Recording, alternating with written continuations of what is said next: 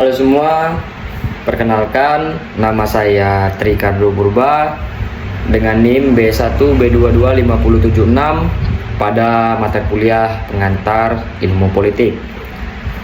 Dimana pada kesempatan kali ini saya akan menjelaskan tentang trias politika dan kita sama-sama belajar tentang trias politika. Dimana di dalam trias politika itu banyak yang ingin kita gali informasinya tentang pengertiannya, gagasannya, teori-teorinya, dan penerapannya yang ada di Indonesia. Dan kira-kira worth it nggak sih trias politika itu untuk negara kita ini? Dan langsung saja ke pembahasannya berikut ini. Oke, kita masuk yang pertama, yaitu tentang pengertian trias politika. Sebelum masuk ke yang lain, kita harus mengetahui dulu apa sih itu trias politika dan siapa yang mengembangkan trias politika. Trias politika ini sendiri berasal dari bahasa Yunani atau tria politika namanya, yang artinya politik tiga serangkai. Yang sederhananya yaitu trias politika ini adalah pembagian menjadi tiga kekuasaan yang berbeda, yaitu ada legislatif, eksekutif, dan yudikatif.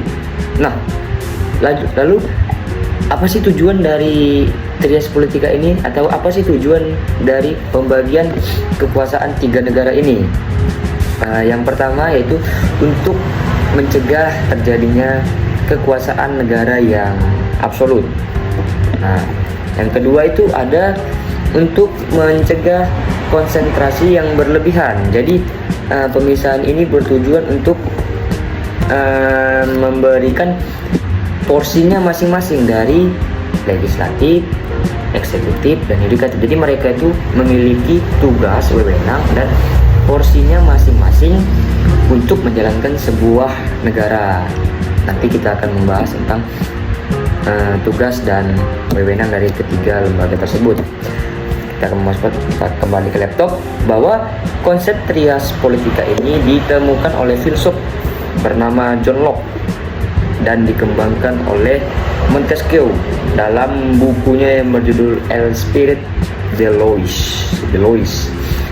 Adapun konsep trias politika ini, kedua filsuf itu mengemukakan bahwa jika sebuah negara menggunakan trias politika ini, sebuah negara itu akan lebih stabil dan lebih maju dan lebih idealis, karena lembaga-lembaga tertingginya memiliki kekuasaan yang sesuai dengan porsinya. Jadi mereka tidak ada penyimpangan kekuasaan. Kita lanjut kembali, di mana tadi kita sudah menyebutkan ada tiga kekuasaan, tiga lembaga legislatif, eksekutif, dan yudikatif. Dan kita juga harus mengetahui tentang tugas-tugas mereka dan siapa aja sih yang berada pada ketiga lembaga ini. Oke, kita mulai pada yang pertama, yaitu kekuasaan legislatif, di mana kekuasaan ini memiliki tugas dan wewenang untuk merancang undang-undang atau membuat undang-undang yang ada di Indonesia. Jadi mereka membuat undang-undang Indonesia. Dan siapa aja sih yang berada di kekuasaan legislatif ini? Ada MPR, Majelis Pemusyawaratan Rakyat, ada DPR, Dewan Perwakilan Rakyat, ada DPD, dan Dewan Perwakilan Daerah. Nah, itu tadi yang pertama dari legislatif. Nah, kita masuk yang kedua, yaitu eksekutif. Kekuasaan eksekutif ini sendiri berwewenang untuk menjalankan dan menjalankan dan mengelola undang-undang yang telah dibuat oleh legislatif tadi. Jadi mereka tuh yang merancang, yang menjalankan dan mengelolanya, yang dibawa ke pemerintahan dan daerah sekitar. Dimana siapa aja sih yang ada di eksekutif? Ada presiden dan wakil presiden. Dan itu tingkat eksekutifnya. Dan di tingkat daerahnya ada gubernur, bupati, wali kota, dan lain-lain. Nah, yang ketiga yaitu ada kekuasaan yudikatif. Nah, apa sih ini kekuasaan yudikatif?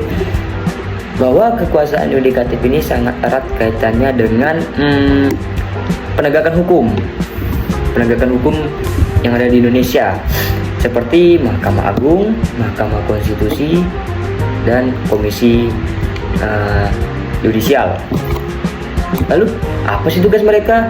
Nah, jadi skemanya itu bahwa telah dibuat, telah dijalankan. Nah, mereka ini yang memastikan bahwa hukum atau aturan tersebut sudah dijalankan dengan adil atau belum, sudah dijalankan dengan benar atau belum. Nah, mereka lah yang mengadili, yang memastikan itu semua.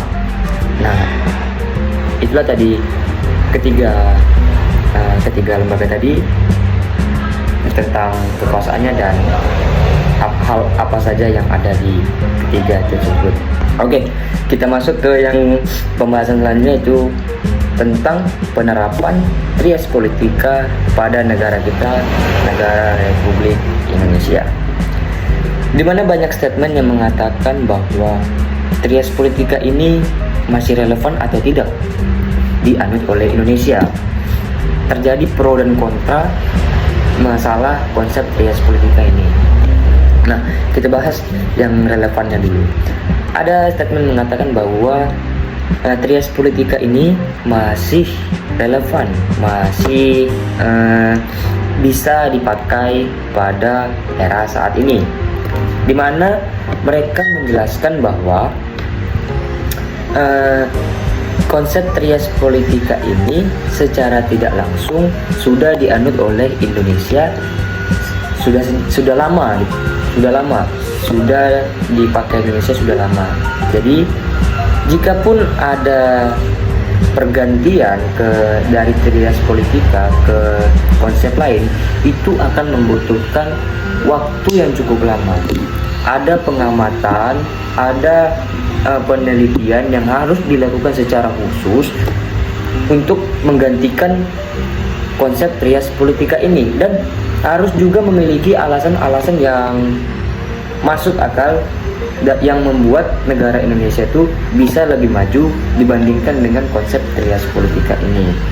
Dan juga jikapun ada pergantian dari trias politika ini, belum lagi pada penerapan di lapangan, jabatan dan kekuasaannya, penerapan di lingkungan, penerapan dan penyesuaian itu harus juga diperhatikan.